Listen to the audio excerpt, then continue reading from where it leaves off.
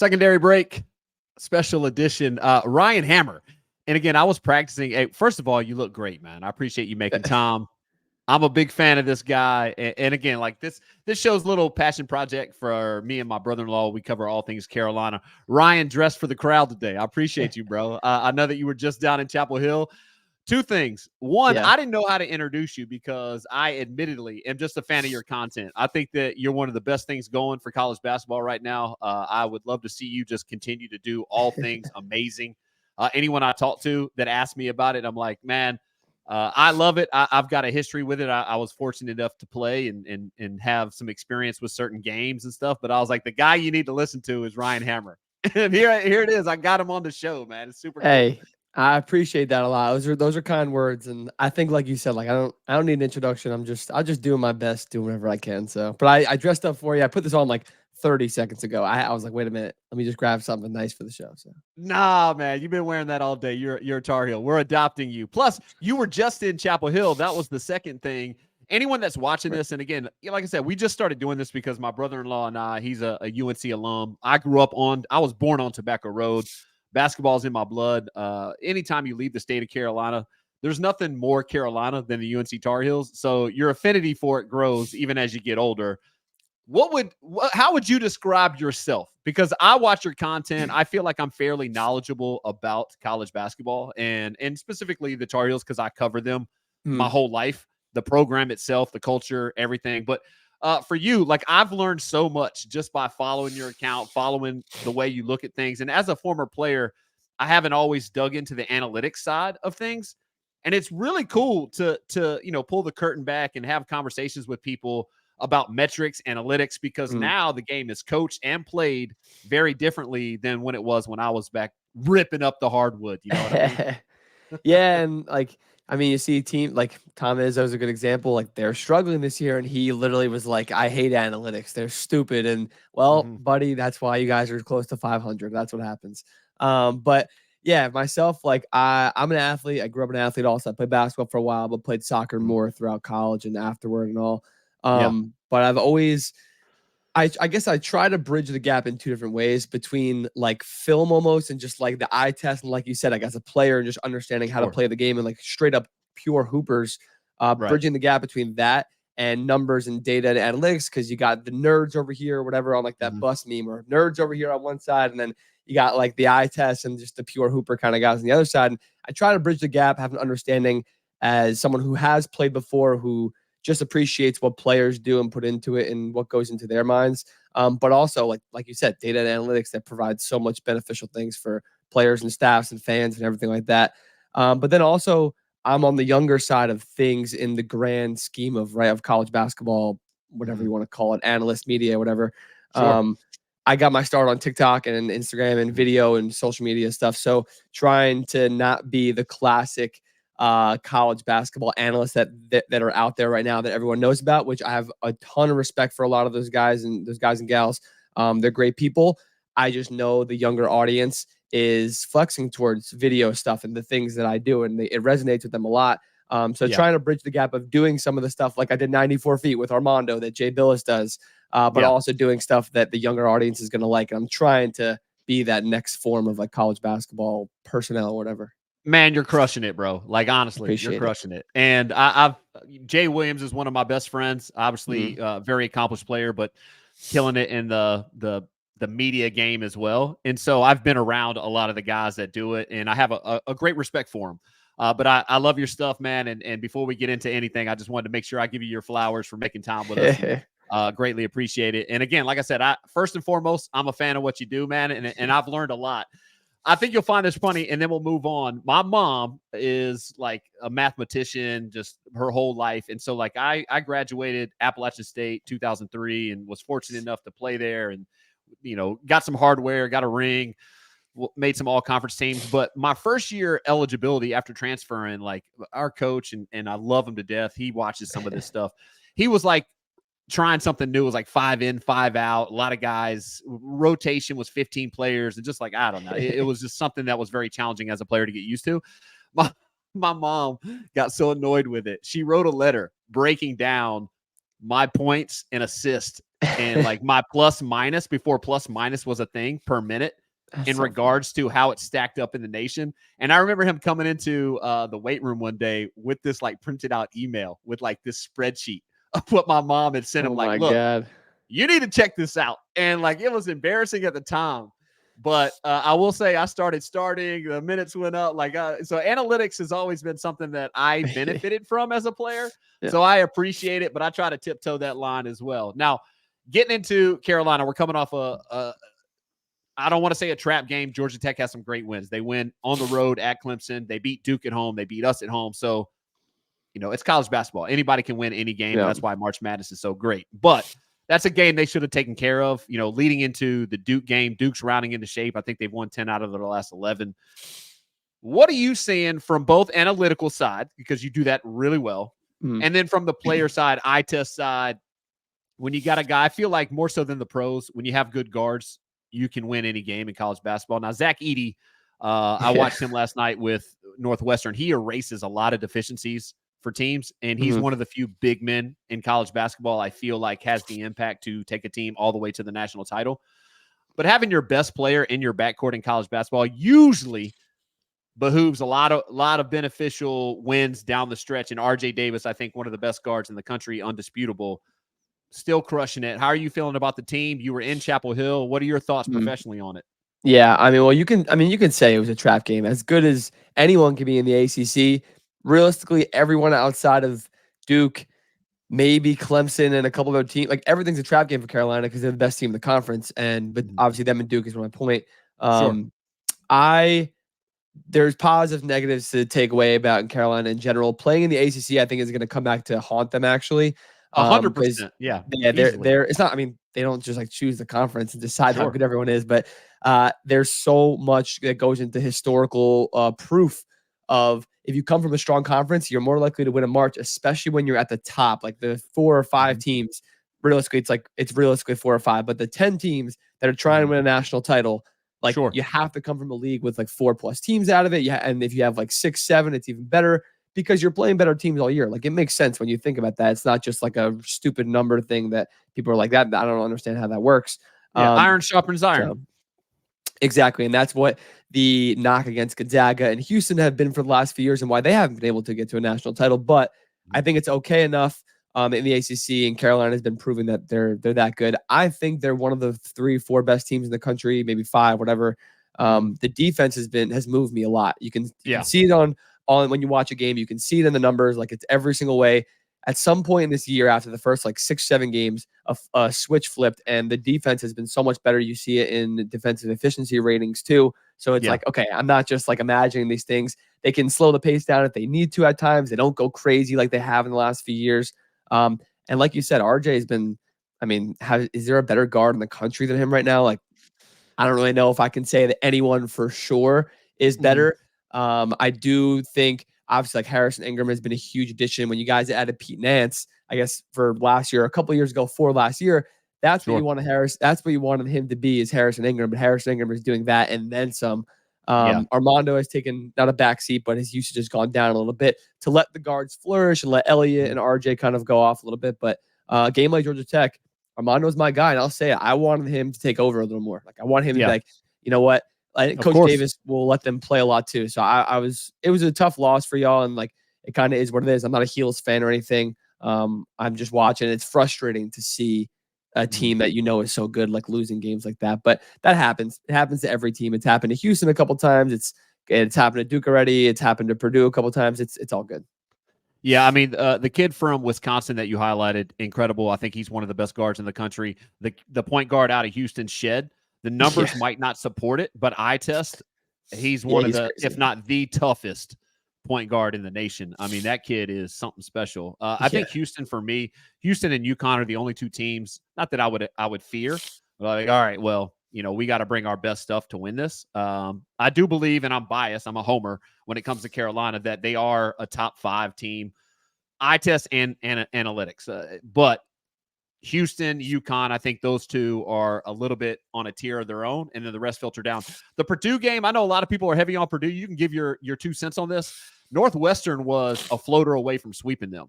And Northwestern's really well coached. Obviously, there's an ACC tie to them. Chris Collins is a Duke guy, played at Duke, coached at Duke. I actually worked for Chris Collins for a few summers. Love the guy. He's a great basketball mind.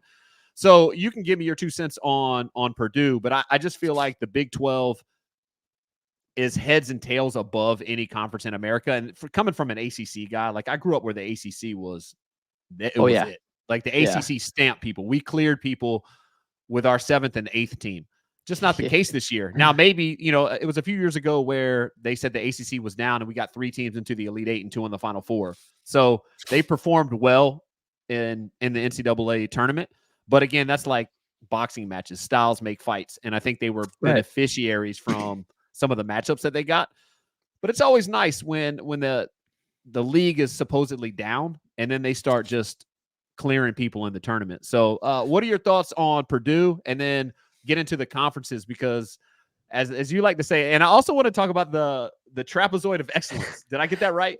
Oh yeah, I'm gonna trademark that stuff. Yeah. Yo, you need to make a look. I'm buying the first shirt that you make that says trapezoid of excellence. Yeah, I need someone to help me design it. I'm not good at that part of it, but we're gonna get on that, because I know that Carolina falls within the trapezoid, and if that was for sale right now, I'd have bought one. That'd be good. So I will preface and say I'm a Maryland fan, but doing all the work that I've done the last few years, it makes me very unbiased. Maryland not being amazing every year helps. Yeah. I have a more realistic view on things, but I think even if they were a top team in the country every year, like I try to take as unbiased of a view as I possibly can. But when I grew up as a Maryland fan, my brother had went there, long story, whatever. And I was like 10, 9, whatever. They were in the ACC. Grievous Vasquez, they're hosting Duke, Golden State Carolina. So like, I get the Blake, ACC. all like those guys. Yeah, they were everything. Nice. College exactly. Was tough. Yeah. See, like now we're bringing back some whatever. Okay. But now, sorry. I didn't mean to do that. Okay, to you. it's all right. I will say about the ACC also is that even in those down, like 3 teams to the Elite 8, 2 to the Final 4, whatever it is, it's still a down year for the league because majority of the league sucks. But it's good to know the top heavy teams, the top contenders are still that good, and they can still compete for national titles and Final Fours. I do agree the Big 12 is it's not even a question. Like it is so much better than every other league in the country. They have 14 teams now, and UCF isn't even that bad. 12 or 13 of them technically could make the tournament. I think they get 9 or 10. Yeah, but 12 of them could win games weekend 1. I think. No, exactly. I think the last time I did the bracketology projection earlier in the week, I had 11 teams in, which would tie an all-time record, and that's crazy. Like the fact that I don't think they're getting 11, but no, they won't. But the fact that it's January, February, and there were 11 teams that were basically in or on the cusp, a couple of them is crazy. Every night is a dogfight. Like teams are losing. Kansas lost at UCF, and West Virginia beat someone. I forget who it was. But that league is 10 times better than every other league in the country. And they might not win a national title. It might not be Houston. It might not be Kansas or whatever, but they'll probably have at least one Elite 8 team, maybe a Final 4 team and stuff. And it's awesome. But I would 1000% put heavy money on at least one Final 4 team for sure. Yeah. Like over any other conference in America. I think that's an easy, you play the percentages. Yeah. If there was a market for that out there somewhere in the gambling world, I would join in. There is. There is. There we go. One team in the Big 12. I'm in to be represented. So the Purdue thing, I used to be anti-Purdue. I was very open about it. I just for 2 reasons. One, the style playing through a big and playing through Zach Edey as he was still developing in the last couple of years. I didn't trust it. I didn't trust their guards. A lot of them were freshmen. Their 2 main ones were freshmen last year. I didn't trust them. And also just the history. And like at some point, Purdue is going to lose. That's right. I got my mind to. I'm like, I'm just never going to take them to win enough games to get to a Final 4. Like, sure, I'll pick them to win a couple games because they're always a 1 or 2 seed or 3 seed. But expecting upsets and stuff like that. I think they are different this year. They can win the national title. I don't see them losing early again. Like there are moments. Northwestern also, I'll say this. That's their kryptonite. Like they haven't beat them other than last night. It was before. It was February of 2022, I think, or something like that. Correct. So it's 2 whole years. So it's tough for them. And that style of team, like gritty underdog, just playing up to the moment, is how they've lost every game in March Madness and some in every single season. So the fact that they can win those games this year outside of the one Northwestern, and they did struggle last night also, it gives me some more confidence in them. And Edey has developed so much in so many ways. As a free throw shooter on the ball, as a playmaker and connector. And Braden Smith, he's a second year, but he plays like he's been in college for 8 years. And I say that all in a good way. I think he's one of the best guards in the country. And Foster Lawyer's getting better, and they brought in Lance Jones to the portal, and so they're much better suited to succeed in March. I Sure. won't trust them to win a national title. I won't pick them Mhm. simply because Matt Painter has never ever shown the ability to adjust and adapt in the middle of a tournament and in the middle of a game. They're going to keep playing the same style. They will Mhm. never get blown out ever Yeah. with this team, at least. But if they're down by 5 or 6, like they're going to keep playing the same exact way, no matter how close, no matter how much time is left on the clock. And that worries me a lot. So at some point, I think they will lose, but I think this year it'll probably be like Final Four, Elite Eight, or something like that. Yeah, I'm not exactly sure, but I'm pretty sure Edie backed up Baycott in high school. I believe He they played did. together in high school. He What would did. you say about that matchup, Carolina and Purdue? Because if both teams do what they're supposed to do, then there Right. is, I do believe there is Sweet 16, Elite Eight, Final Four potential on both sides, depending on how the brackets come out. How would you feel about that matchup? Yeah, it'd be fun. And realistically, they wouldn't have to play until the Elite Eight or Final Four if they both continue on the path that they're on for the most part. It'd be fun. So I actually, when I was down there with Armando, we spent a few hours together, and he was telling me we were talking off camera about a lot of Sure. things, but about Edie also and how they went to IMG together. But Edie, Yeah. I think he maybe was a year younger or something like that. And Zach Edie, even 2 years ago, was so underdeveloped and like this weird Correct. raw player. So like even further back in high school, like he was playing on Yeah. the JV squad or whatever their second squad was called and trying to The B crack squad. into. Yeah, exactly. So, Mhm. um, it'd be fun. They don't play like super similar styles, but they have similar player for player matchups, and I think that's why it would Yeah. be awesome. I think it would be a complete toss up. Considering it would be the Elite Eight or Final Four, I like Carolina a lot this year as like Mhm. a. They're not a sleeper pick at all, but when Sure. everyone's going to be picking Purdue and Houston and maybe like Kansas and whatever in Arizona, like I think Carolina might be under picked this year. Now Yeah. that's waiting to see how the next few weeks come out in the next month, and what the bracket looks like. But I think it would be a deadlock even game. I think Armando has definitely gotten into foul trouble a few times this year against other bigs. He did it in the NC State game. He did it in that Syracuse game that I was at. Even though they won by 40, he had two Yeah. early fouls, and they weren't playing with their 7'4" center Nakeem McLeod. So Yeah. I seen him struggle a little bit at times with that. So as long as he's smart, and Harrison Ingram is giving him the help that he needs, which there's no reason he wouldn't as he's playing now. They could handle it. They could be fine, but that would be some next level matchup.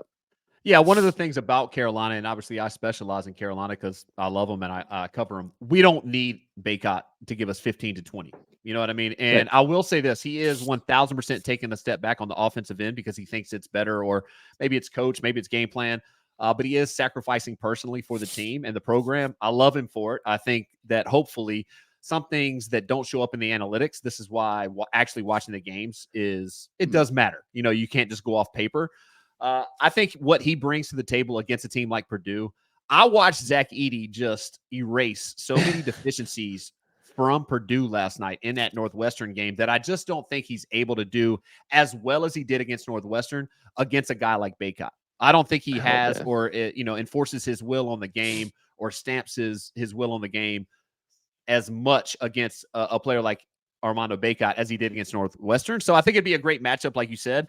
But I do like our chances in that. Now, the Houston team, I watched Houston a few times just because everybody's been raving about them. And I've never seen a college basketball team. This is probably going back towards maybe the 1991 Rebels make the college floor look like a high school floor.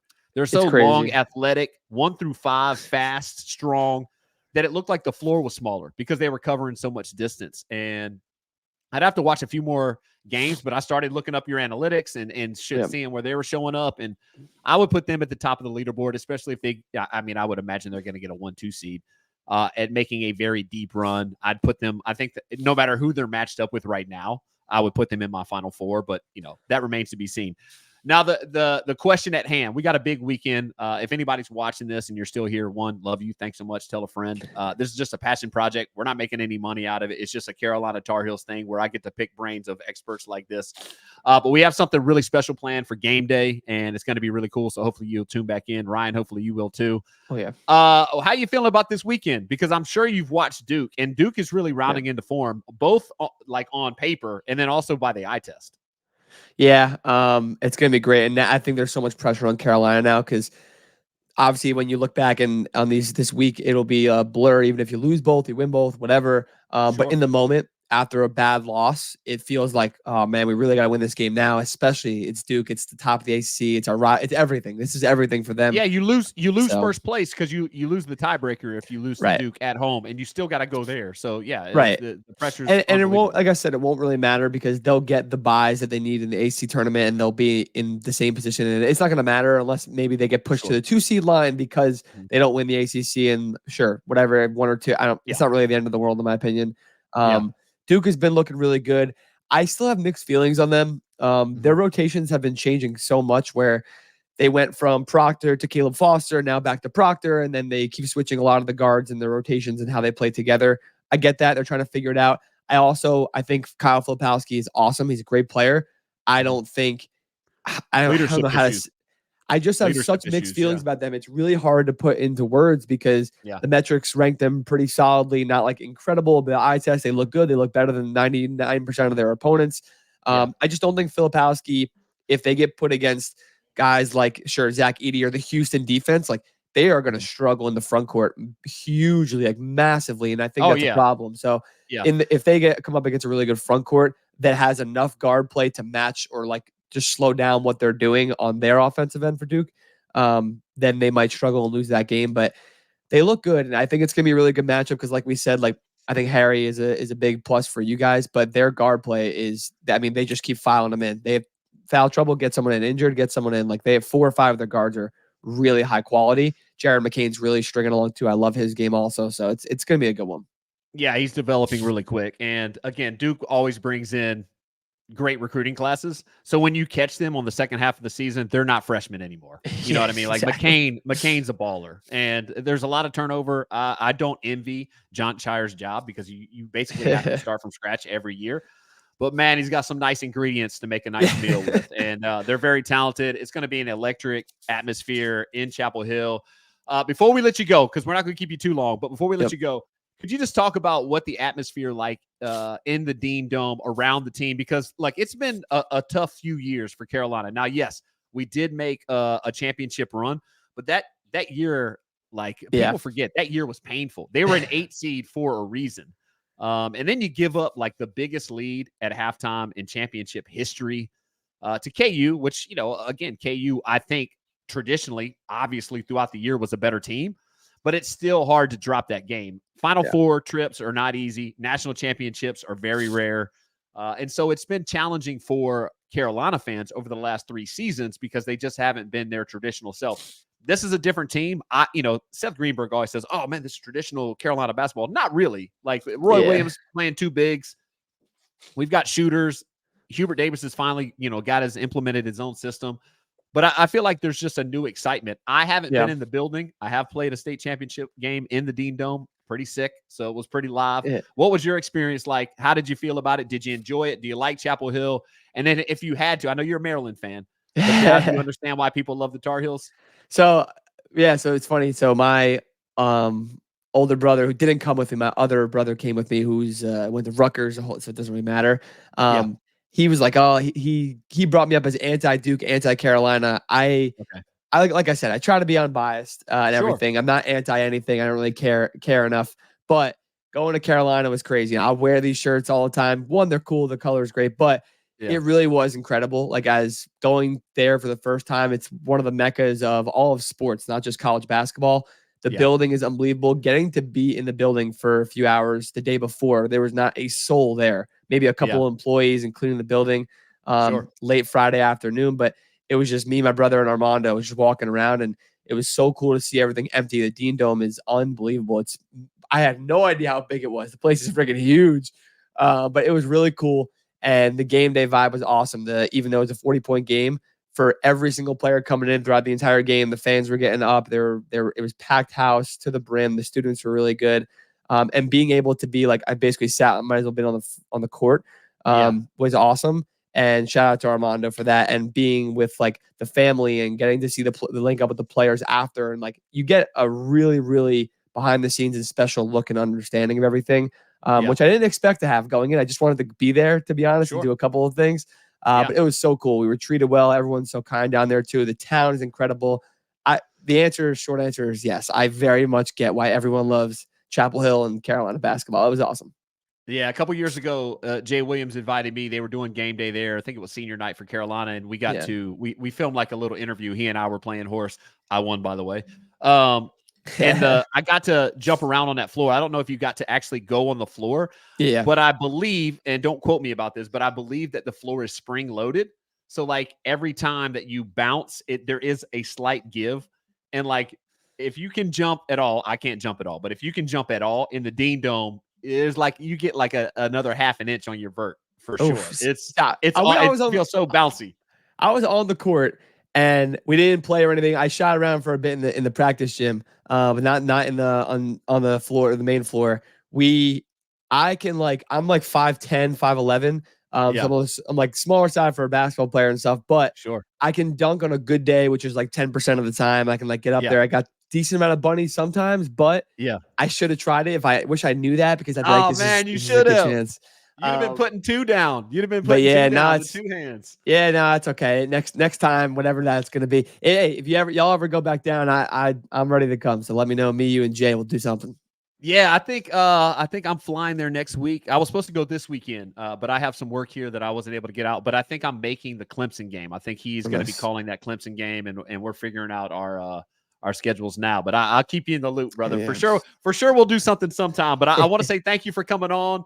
of course. Give me your score and prediction for the game this weekend, then we'll let you go. At Carolina, I'll say score is gonna be 72-68 Carolina on some RJ free throws at the end of the game. Yeah, I had 76-72 Carolina Yeah. off some RJ free throws at the Hey, end. So I there you like where go. your mind's at. There you go. So I appreciate you having me on. It's nice to connect. Obviously, we'll do it again, and we'll link it. We'll do somewhere in person and stuff. We'll do some fun stuff. For sure, man. Go Heels. Yeah, always. All right. Thanks, man.